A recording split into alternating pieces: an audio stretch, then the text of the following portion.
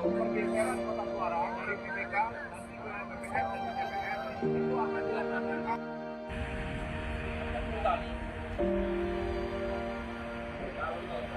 Assalamualaikum warahmatullahi wabarakatuh. Mohon izin Komandan. Jadi saat ini persiapan PPS